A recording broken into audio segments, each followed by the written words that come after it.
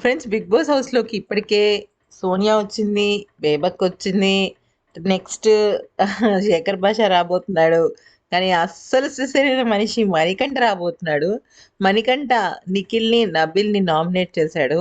అయితే ఇక నబీల్‌ని back bitching చేస్తున్నావని, నిఖిల్‌లో నీ ఆట తగ్గిపోయిందని, నువ్వు స్టార్టింగ్ వారాల్లో టాస్క్ బ్రహ్మాండంగా ఆడావని, ఇప్పుడు ఆడటం లేదని, ఇంకా వాళ్ళు బయటికెళ్ళిన తర్వాత ఎవరెవరు దేని గురించి ఇప్పుడు కొంతమంది ఇప్పుడు నిఖిల్ ఉన్నాడు. మణికంఠ గురించి వెనకాల ఏం మాట్లాడాడో మొత్తం చూపిస్తారు కదా! బస్‌లో గాని, బయటకొచ్చిన తర్వాత జనాలు గాని. వాటన్నిటి మీద పాయింట్స్ మీద నామినేట్ చేశాడనమాట మణికంఠ. చేసిన తర్వాత మణికంఠ ఒక పాయింట్ ఆఫ్ టైమ్‌లో నిఖిల్ ఏమన్నాడంటే, "నువ్వు ఇన్ని పాయింట్స్ చెప్పేవాడివి. మరి వీక్ అని, హెల్త్ ఇష్యూస్ అని ఎందుకెళ్ళిపోయావు బయటికి? ఉండి ఆడాల్సింది" అని చెప్పేసి మణికంఠతో అన్నాడంట. కానీ నాకైతే అదే అనిపించింది. ఇప్పుడు ఇన్ని పాయింట్స్ చెప్పేవాడు, మరి నేను వీక్, నా బాడీ సహకరించట్లేదు అని ఎందుకు చెప్పి వెళ్ళిపోవడము? ఫైట్ చేయాలి కదా! అప్పటికి మెడికల్ రిపోర్ట్స్ అవన్నీ చేస్తే బాగానే ఉన్నాయి మణికంఠకి. అయినప్పటికీ కూడా తను వెళ్ళిపోయాడు.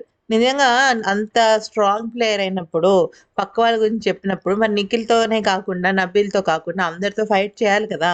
ఫిజికల్ టాస్కే టాస్క్ కాదు కదా! ఇప్పుడు ఫిజికల్ టాస్క్ అనుకుంటే మరి రోహిణి ఏం ఆడట్లేదు. తేజ ఓకే. ఈ మధ్య కాలంలో ఆడుతున్నాడు. మరి వాళ్ళందరూ కూడా డిఫెండింగ్ పాయింట్స్ చేసుకొని ఆడుతున్నారు కదా! అది. మరి మణికంఠ ఇంకేం పాయింట్ మాట్లాడతాడో చూడాలి.